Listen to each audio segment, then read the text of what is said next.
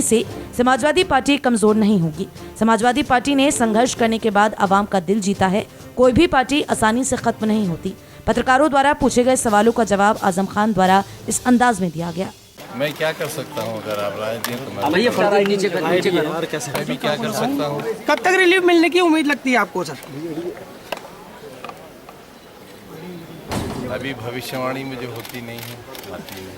आजम जी, आसमान से कोई आदेश नहीं आया, अभी तो जमीन वालों का आदेश मान रहा। आजम जी लगातार आज ओम प्रकाश राजभर और अखिलेश यादव के बीच में दूरियां बढ़ गई, शिवपाल यादव के बीच में दूरियां बढ़ गई।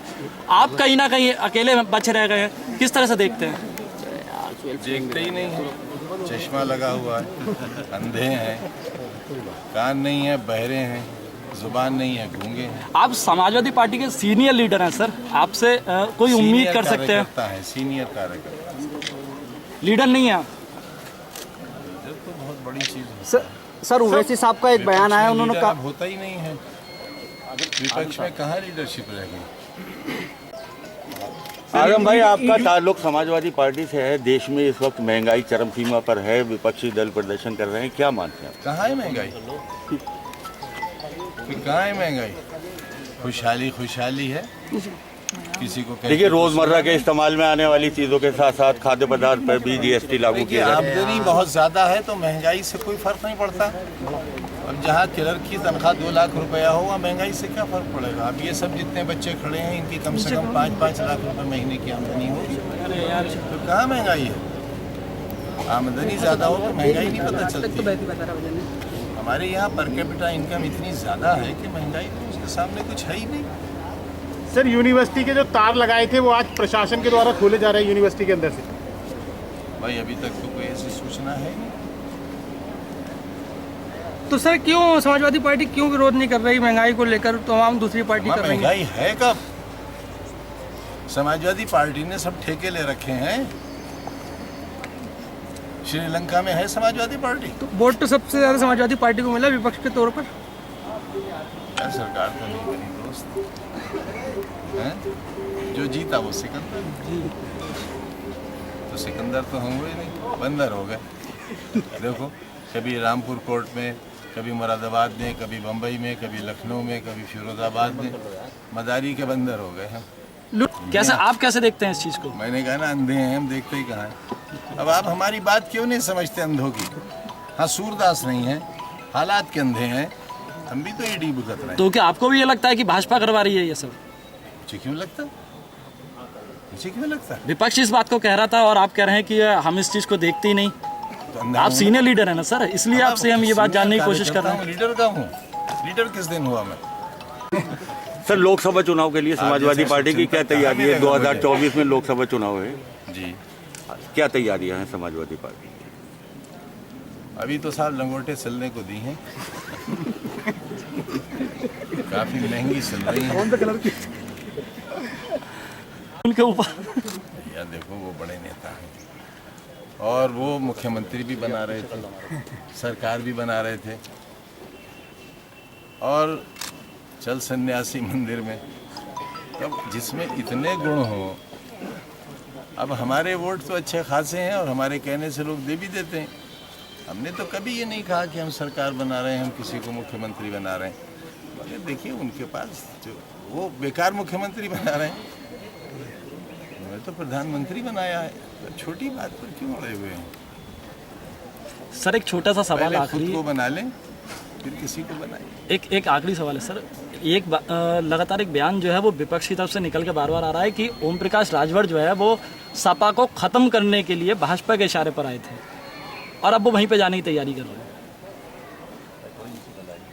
सपा यार इतनी कमजोर भी नहीं है, इतनी कमजोर भी नहीं। यहाँ से जो गया वो गया।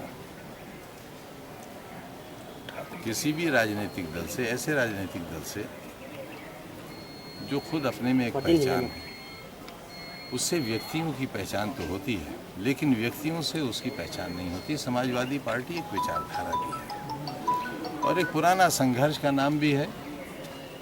उसे फूकों से ये चिराग बुझाया न जाएगा। तो 2024 में कोई असर नहीं पड़ेगा सर इसका?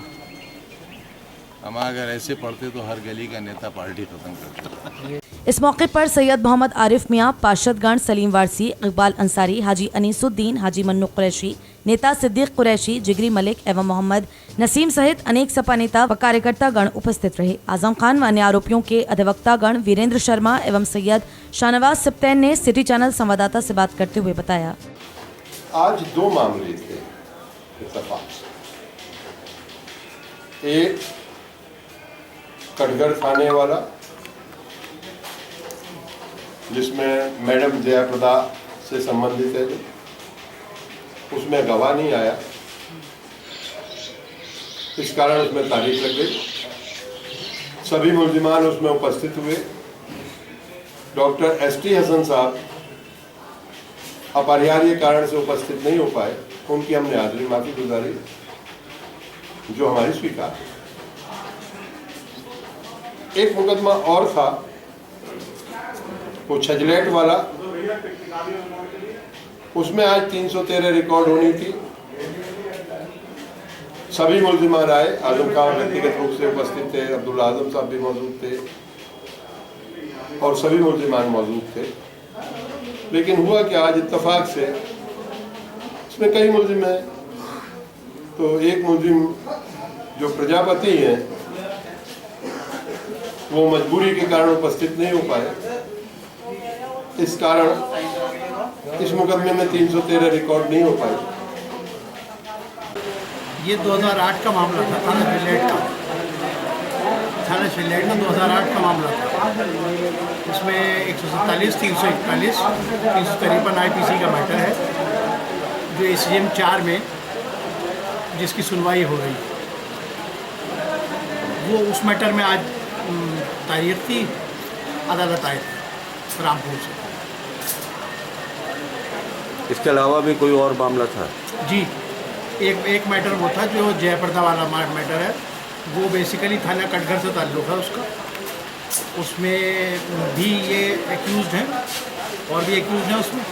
वो मैटर भी आज था, तो उसमें भी हाजिर हुए। अब ये किस नौयत पे चल रहा है ये केस? देखिए, वो वाला केस जो है वो तो एविडेंस में चल रहा है, जयप्रदा वाला। और ये वाला केस जो शिलेट वाला है, इसमें एविडेंस ख़त्म हो चुकी है प्रोसिक्यूशन की, और ये स्टेटमेंट होते हैं एविडेंस ख़त्म होने के बाद 313 CRPC के मुल्जिमान के, ये उस स्टेज में है। उसमें उसके लिए है इसका, इसमें स्टेटमेंट रिकॉर्ड किए जाते हैं मुल्जिमान के। इसमें कुल कितने आरोपी हैं छजलेट वाले? इसमें 9 आरोपी हैं। तो आज 9 के 9 हाजिर हुए? राजकुमार प्रजापति नहीं आए थे, उनकी तबीयत ख़राब है, कोई डिस्क प्रॉब्लम है या क्या है।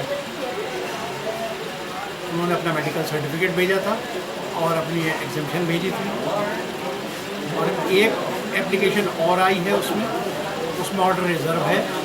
वो जो नूरपुर के शायद विधायक हैं, वो विधायक नईमुल हसन, उन्होंने एक एप्लीकेशन उनकी तरफ से आई थी, उन्होंने अपने उनकी तरफ से जिरह नहीं की गई है इस मुकदमे में गवाहान से, तो प्रोसिक्यूशन के विटनेसेस से, तो उसमें उन्होंने एप्लीकेशन दी थी कि इन गवाहान को निकाल किया जाए, जो अदालत ने खारिज कर दी थी। उसके अगेंस्ट उन्होंने रिवीजन किया है।